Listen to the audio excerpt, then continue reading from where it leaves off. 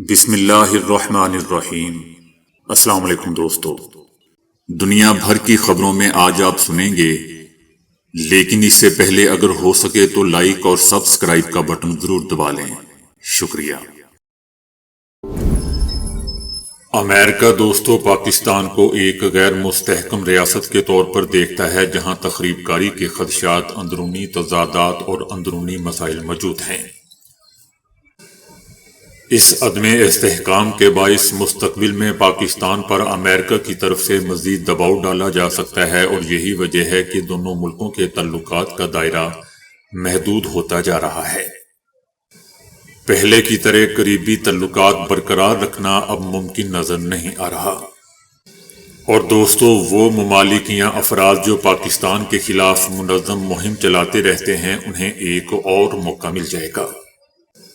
ہماری فوج پر جو تنقید پہلے صرف بین الاقوامی قوتیں کرتی تھیں وہ اب پاکستان کے اندر سے بھی شدت اختیار کرتی جا رہی ہیں۔ اسی تناظر میں اگر دیکھا جائے تو آنے والے دنوں میں پاکستان کے لیے مزید مشکلات پیدا کر سکتے ہیں۔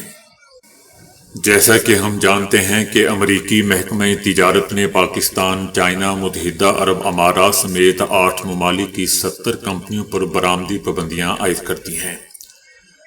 امریکی پابندی کی زد میں آنے والی ان کمپنیوں میں 19 پاکستانی، 42 چائنا اور 4 متحدہ عرب امارات سمیت ایران، فرانس، افریقہ اور برطانیہ کی کمپنیاں بھی شامل ہیں۔ یہ دوستو ایک ایسی فہرست ہے جس پر امریکہ ان اداروں، کمپنیوں یا افراد کو شامل کرتا ہے جن کے بارے میں وہ یہ سمجھتا ہے کہ یہ امریکی قومی سلامتی یا خارجہ پالیسی اور امریکی مفادات کے خلاف کام کر رہے ہیں۔ جبکہ پاکستان نے 19 پاکستانی کمپنیوں پر امریکی پابندیاں لگائے جانے پر رد عمل دیتے ہوئے کہا ہے کہ امریکہ کی جانب سے یہ اقدام یک طرفہ ہے اور یہ پابندیاں بنا ثبوت کے لگائی گئی ہیں۔ یاد رہے دوستو کہ ایسا پہلی بار نہیں ہوا ہے کہ امریکہ نے پاکستان سمیت دیگر ممالک کی کمپنیوں کو قومی سلامتی کے لیے خطرہ قرار دیتے ہوئے ان پر پابندیاں عائد کی ہوں۔ اس سے پہلے بھی یہ کر چکا ہے، جیسا کہ 2024 میں بھی امریکہ نے چائنا کی 3 اور بیلاروس کی 1 کمپنی پر پاکستان کے میزائل پروگرام کی تیاری اور تعاون کرنے کے الزام میں پابندیاں عائد کرنے کا اعلان کیا تھا۔ اس سے پہلے بھی 2021 میں امریکی انتظامیہ نے امریکہ کے جوہری اور میزائل پروگرام میں مبینہ طور پر مدد فراہم کرنے کے الزام میں 13 پاکستانی کمپنیوں پر پابندیاں لگا دی تھیں، جبکہ 2018 میں بھی امریکہ نے پاکستان کی 7 ایسی انجینئرنگ کمپنیوں کو سخت نگرانی کی فہرست میں شامل کیا تھا جو امریکہ کے بقول مبینہ طور پر جوہری آلات کی تجارت میں ملوث ہیں اور اس کی قومی سلامتی اور خارجہ پالیسی کے مفادات کے لیے خطرہ بن سکتی ہیں۔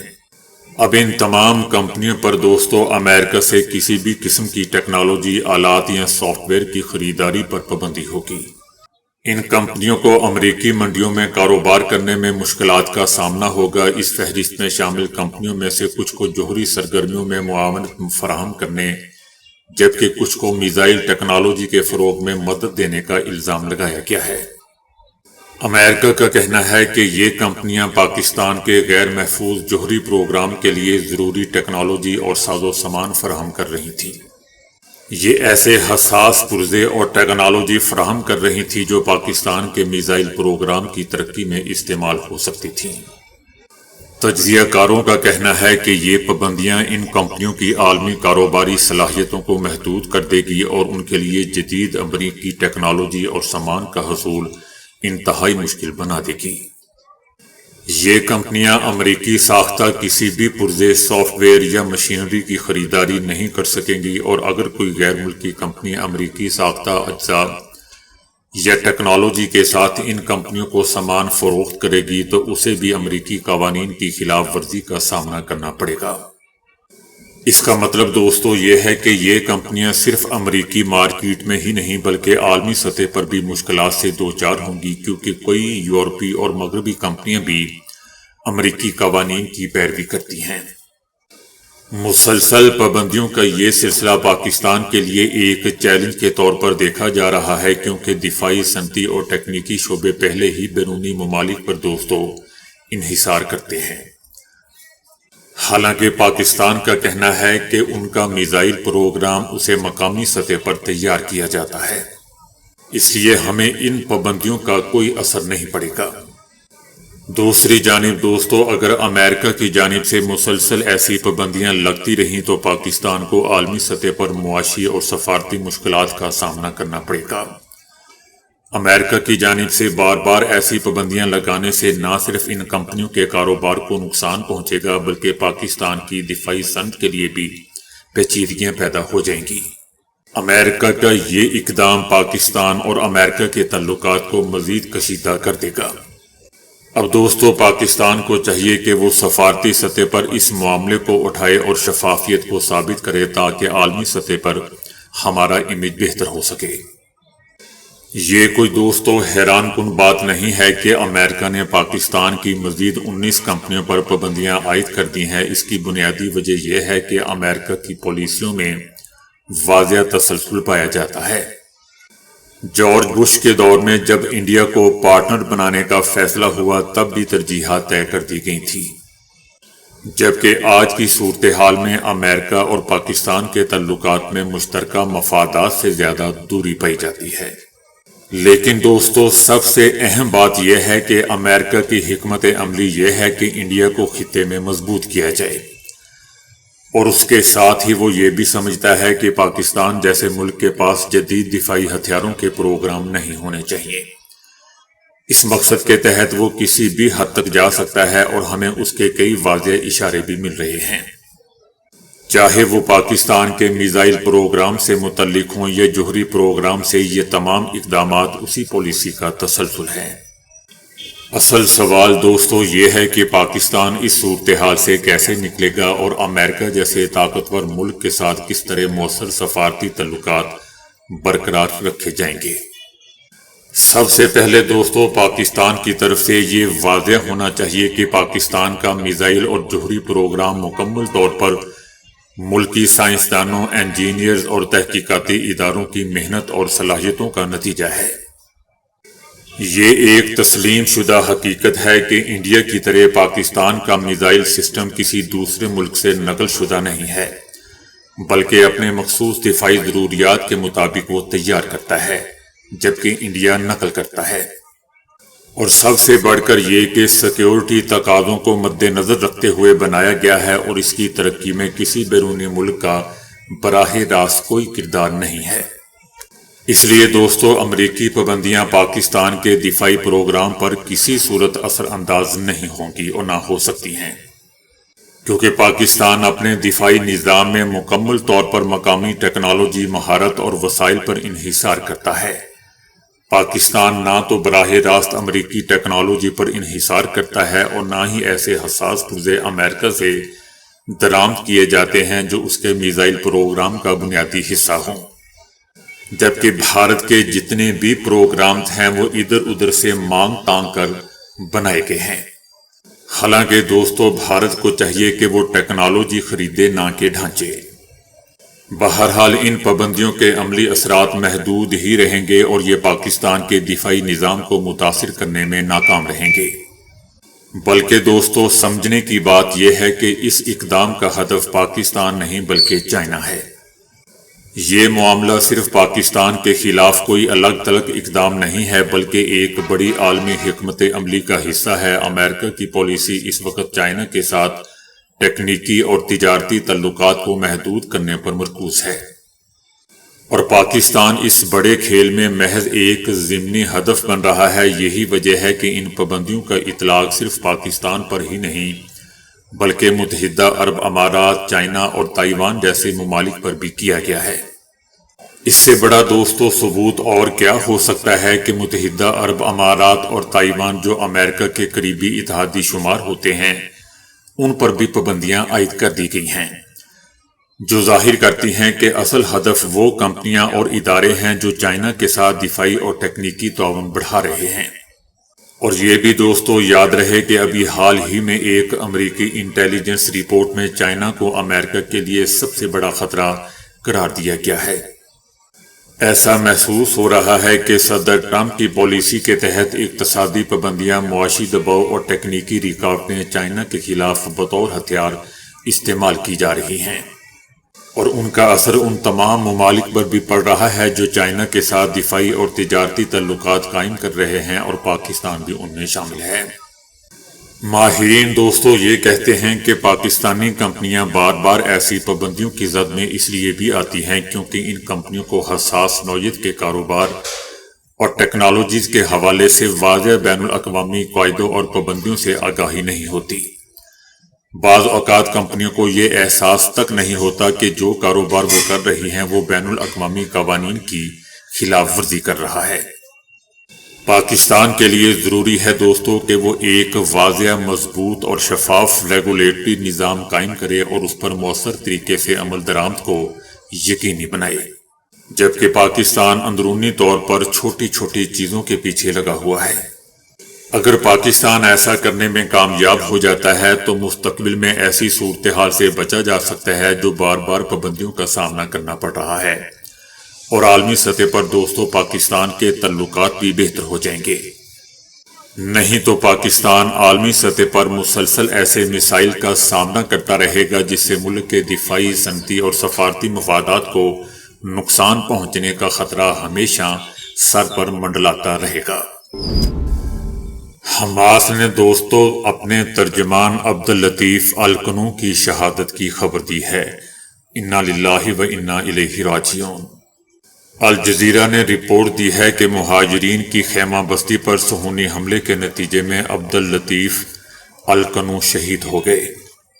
عبداللطیف الکنو کی شہادت کے بعد حماس نے ایک بیان جاری کیا تھا اور تمام لوگوں سے مطالبہ کیا تھا کہ جمعے، ہفتے اور اتوار کے روز غزہ اور بیت المقدس کے دفاع، صہیونی جارحیت کی نفی اور فلسطینی عوام کی استقامت کی حمایت میں گھروں سے باہر نکلیں۔ دوسری جانب اقوام متحدہ نے اعلان کیا ہے کہ اسرائیل کے غزہ پر حالیہ ہفتے تازہ حملوں کے نتیجے میں 142 افراد بے گھر ہو گئے ہیں۔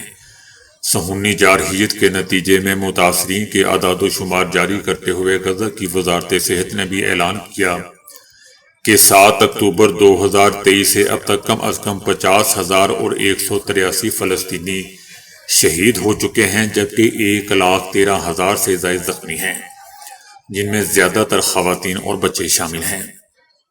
جبکہ غزہ کے میڈیا آفس نے اعلان کیا کہ صہیونی عملوں میں 61,000 سے زائد فلسطینی شہید اور ہزاروں افراد ملبے تلے بھی دبے ہوئے ہیں، جن کی تعداد کے بارے میں ابھی تک کچھ نہیں کہا جا سکتا۔ امکان یہی ہے کہ یہ بڑی تعداد بھی شہید ہو چکی ہے۔ مودی حکومت نے وقف ترمیمی بل پر بحث کے لیے بدھ کو تمام اراکین پارلیمنٹ کی میٹنگ طلب کی ہے۔ اس میٹنگ میں اراکین پارلیمنٹ کو وقف ایکٹ میں مجوزہ ترامیم کے بارے میں آگاہ کیا جائے گا۔ حکومت بل کو پارلیمنٹ میں پیش کرنے سے پہلے اس میں شامل دفعات کو واضح کرنا چاہتی ہے۔ دوسری طرف دوستو ملک بھر میں وقف ترمیمی بل کی مخالفت بڑھتی جا رہی ہے۔ مسلم پرسنل لا بورڈ نے ملک بھر میں احتجاج کا اعلان کر رکھا ہے۔ مسلم پرسنل لا بورڈ کے علاوہ جمعیت علماء ہند اور جماعت اسلامی ہند سمیت مختلف مسلم تنظیمیں اس بل کی شدید دوستو مخالفت کر رہی ہیں۔ بھارت کی تمام تنظیموں کو اس بل پر شدید اعتراضات ہیں۔ ان کے مطابق حکومت کی منشا ٹھیک نہیں ہے۔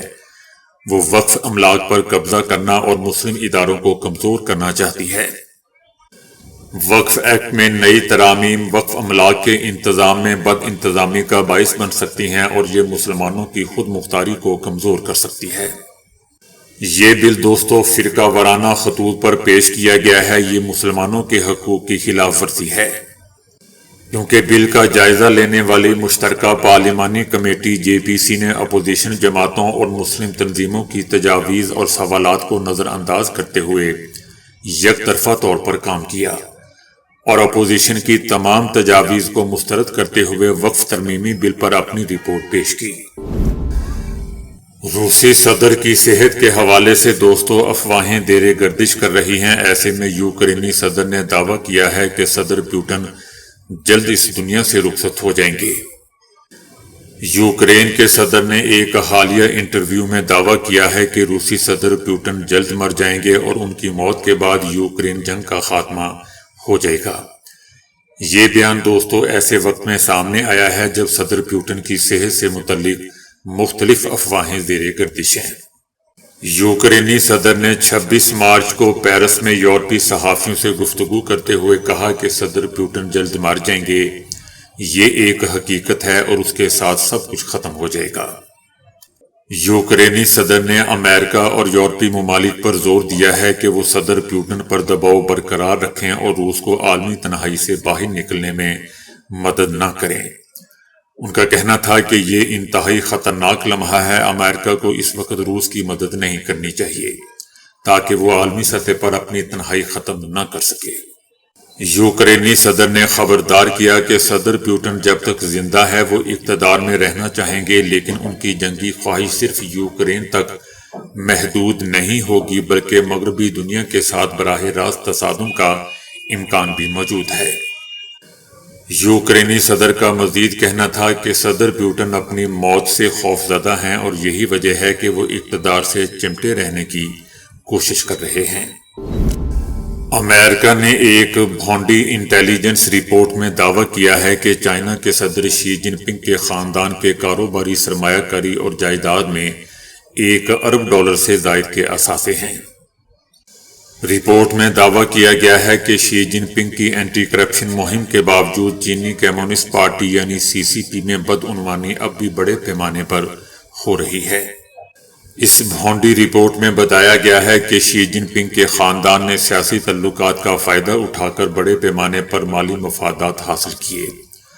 ان کے خاندان کے افراد نے نجی اور سرکاری کاروباری اداروں میں سرمایہ کاری کر رکھی ہے، جس سے انہیں حکومتی پالیسیوں اور تجارتی فیصلوں سے متعلق خصوصی معلومات حاصل کرنے کا موقع مل جاتا ہے۔ انٹیلیجنس رپورٹ میں کہا گیا ہے کہ چائنا میں بدعنوانی ایک گہرا مسئلہ ہے جس کی بڑی وجہ وہ سیاسی نظام ہے جس میں زیادہ تر طاقت چینی کمیونسٹ پارٹی کے ہاتھ میں مرکوز ہے۔ رپورٹ میں کہا گیا ہے کہ شی جن پنگ کے بہن بھائی بھانجے اور بھتیجے مجموعی طور پر $1 ارب سے زائد مالیت کے اثاثوں کے مالک ہیں۔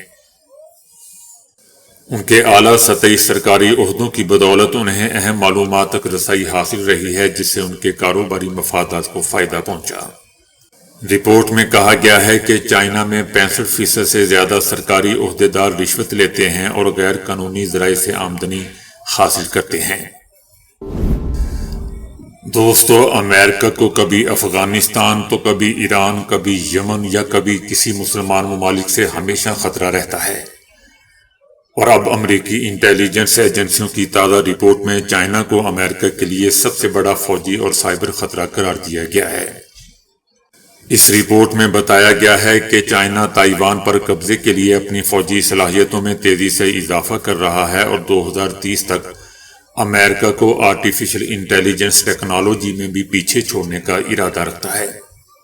رپورٹ میں بتایا گیا ہے کہ چائنا کے پاس امریکہ پر روایتی ہتھیاروں سے حملہ کرنے، امریکی انفراسٹرکچر کو سائبر حملوں سے تباہ کرنے اور خلا میں امریکی اثاثوں کو نشانہ بنانے کی صلاحیت موجود ہے۔